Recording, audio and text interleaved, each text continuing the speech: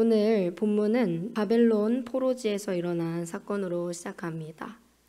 바벨론에 끌려와 고통을 받던 이스라엘 장로들이요, 에스겔 선지자를 찾아와서 하나님의 뜻을 묻습니다. 그들의 바람은 분명했습니다. 이 포로 생활이 곧 끝나고 우리는 다시 예루살렘으로 돌아갈 것이다. 장로들은 이러한 확신을 하나님께 듣고 싶었던 것입니다. 그러나 하나님은 그들의 질문을 단호하게 거절하십니다. 하나님은 그들의 질문을 왜 거절하셨던 것일까요?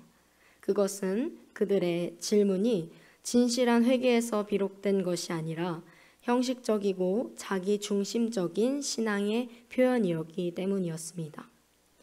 평소에는 하나님의 말씀을 거역하다가 고난이 닥치니까 그제야 하나님께 묻는 태도는 진정한 신앙이 아니기 때문입니다.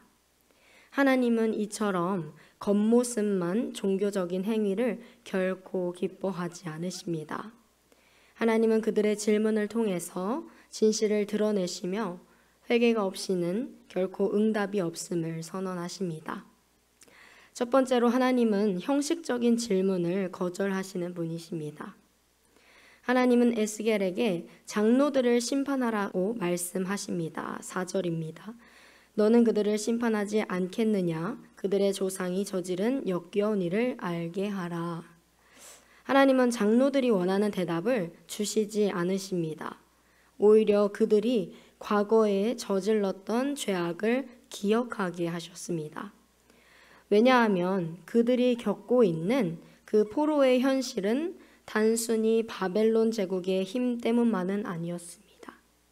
그것은 이스라엘 조상 대대로 이어져 온 우상 숭배와 불순종의 결과였기 때문입니다. 하나님은 애굽에서 그들을 택하시고 젖과 꿀이 흐르는 땅으로 인도하시겠다라고 약속하셨습니다. 그러나 그 전에 한 가지를 먼저 요구하셨습니다. 7절의 말씀처럼 너희는 애굽의 우상을 버려라.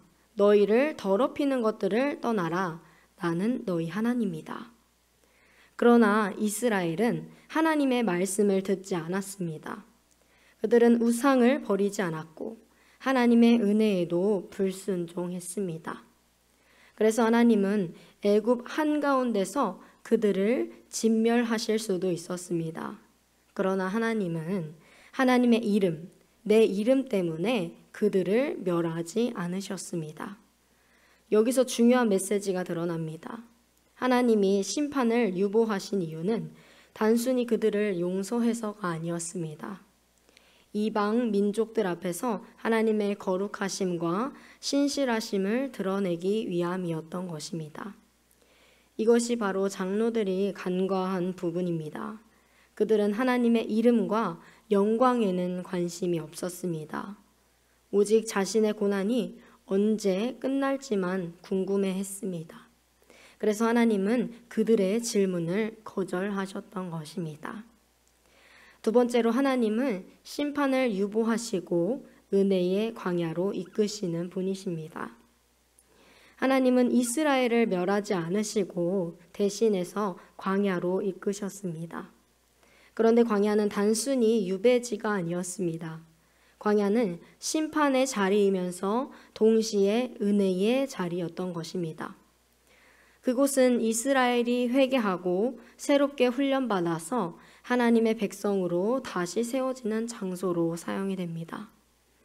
그러나 장로들은요, 이러한 하나님의 뜻을 이해하지 못했습니다.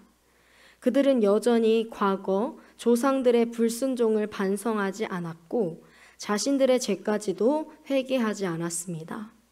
그럼에도 불구하고 이 고난이 언제 끝이 나는 것입니까? 언제 회복이 됩니까? 라는 질문만 하고 있었던 것입니다. 이 태도가 바로 하나님을 분노케 한 것이었습니다. 그런데요, 오늘 우리의 모습도 이와 다르지 않은 것 같습니다. 우리도 하나님 앞에서 거룩하지 못했고 죄를 반복하며 불순종을 일삼고 있습니다.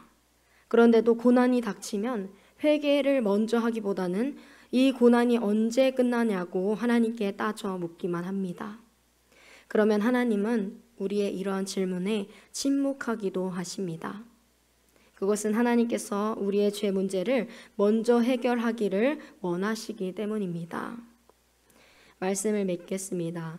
사랑하는 성도 여러분, 이스라엘 장로들의 모습은요, 오늘 우리의 거울과도 같습니다. 우리는 회개하지 않으면서도 하나님께 나의 뜻과 소원을 들어달라고만 요청하고 있습니다. 그러나 하나님은 회개 없는 질문에는 응답하지 않으십니다. 그리고 만약 우리가 하나님을 간절히 찾았는데도 불구하고 은혜가 임하지 않는다고 느껴진다면 그것은 먼저 우리의 죄를 돌아보라는 신호일 수 있습니다.